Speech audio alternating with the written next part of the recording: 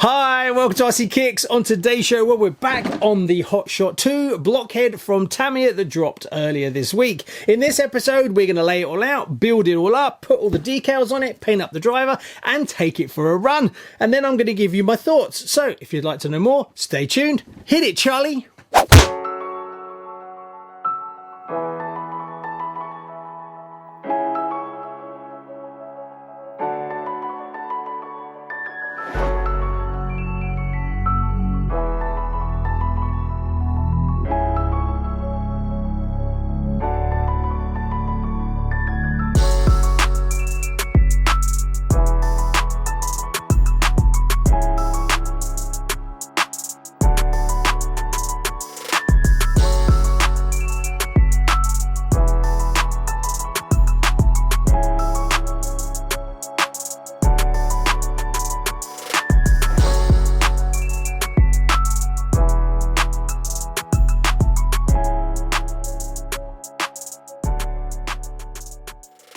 So we're all laid out, ready to go. Now this shouldn't take us that long, being that the body's painted and cut out for us. So we've just got to build up the chassis, a very basic four-wheel drive buggy this one, and putting the decals on shouldn't take too long either. So we should have this one done pretty quickly. So if you're thinking about getting back into RC and you like the look of the vintage stuff, but you're not sure about building an RC, this is probably the one to kick off with. Right, let's crack on and get the chassis built. So let's kick off this build. Now the gearbox hasn't changed from what I can see. Step 3, closing the gearbox, was a bit tricky due to the D7 and D4 falling out all the time when you go to close it. You need 3 hands for that. Bear with it. I want to get one of these Blockhead Motors to put in my Blockhead Wild one. I think it would be a good idea if Blockhead actually brought out a whole range of motors, doing the old kind of vintage style like Tamiya did. That would sell really well. That's the front and rear gearbox done. Now we move on to the rear arms.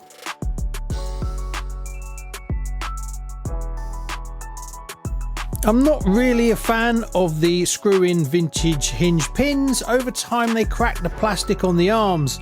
What I do is I fit them and then I back them off, then I fit them again and don't over tighten them. That way it relieves some of the pressure around the plastic. The rear drive shafts look nice, not sure how strong they are. Has anyone had any problems with their RCKicks HotShot? Let me know. On all these cars, the uprights can be a little bit fragile. What the problem is when you screw in the ball joint, it puts pressure around the plastic around the outside. I'd like to see a little bit more plastic added to these, as they do tend to crack over time.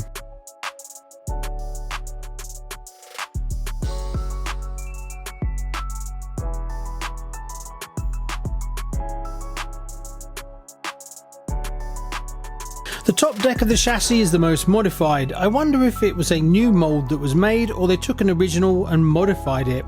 Due to the HotShot RCKicks, I would guess it's a new mould, as they wouldn't want to destroy an older mould and then not be able to produce the HotShot. A big thumbs up for the upgraded prop shaft in this kit. I'm guessing we may see it as a hop-up part for the original HotShot. I don't know if they've ever done one. The front anti-roll bar is very Fox-like. You can see the Fox influence as the designers moved on from the Fox onto this family of car.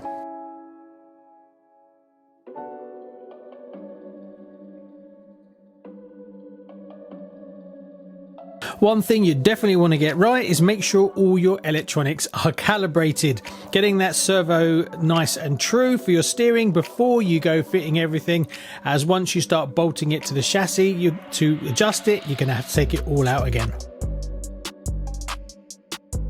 I fitted an old resistor that I had in my parts bin to mine, just as a bit of a nod back to the vintage stuff.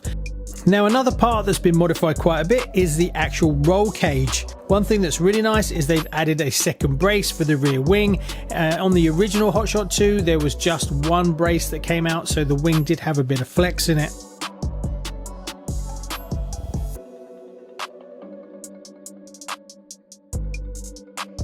One thing I tend to do that kind of messes up the whole flow of these builds is I like to put the wheels and tyres on as soon as possible. It kind of makes me feel like I'm getting to the end and it spurs me on to finish the project. But make sure you check that you can actually fit the shocks, otherwise you just got to take all the wheels off again to fit the actual dampers.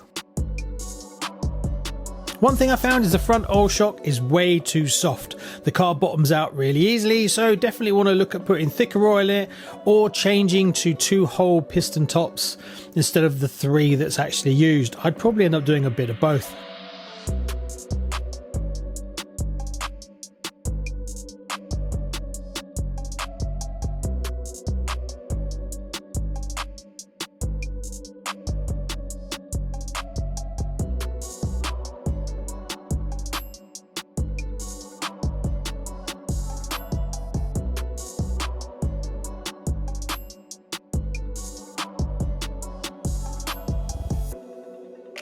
One thing that kind of threw me a little bit was the clear side plates that go on this car that are not on any others. They're holes already drilled on them, and when you line them up, there is only one way to do it, but you can almost line them up a different way, and then you screw in one, and then when you go to screw in the other, it's off a little bit.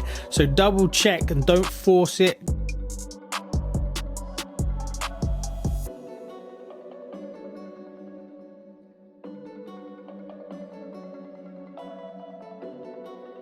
I left the driver to the last, as when you paint it up, it takes me ages to paint up my drivers, and I like to leave it overnight to dry. Otherwise, if you're trying to fit it to the car while it's still a little bit tacky, you end up damaging it.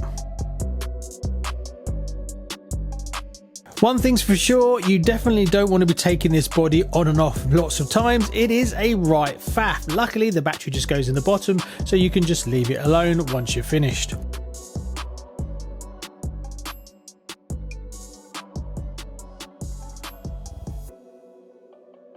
So there you go, all finished. All we've got to do now is take it out for a bit of a blast. Now I've changed the wheels and tyres to some ones that I've run already, as I don't really know whether I'm going to keep this one in the collection or not. So I want to try and keep it as nice as possible. But I want to see how well it drives. So let's go out. It doesn't seem to be raining, so let's give it a bit of a blast.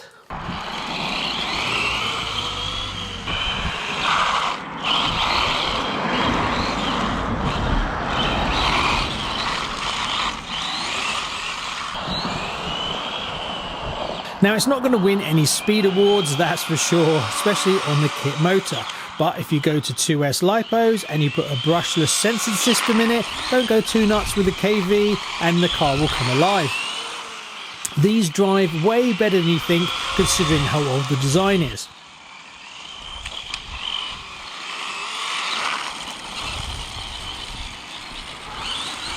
Get them on a bit of loose dirt and it drifts and turns brilliantly. This will definitely put a smile on your face.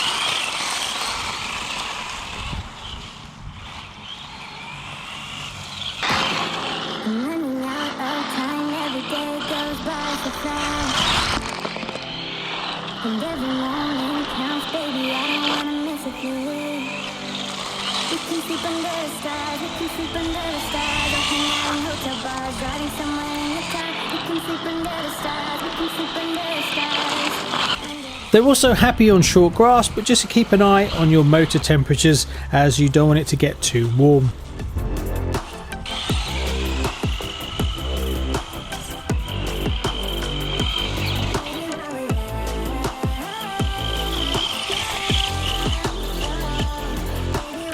These are perfect garden and park RC buggies with the classic looks, lots of big smiles for sure.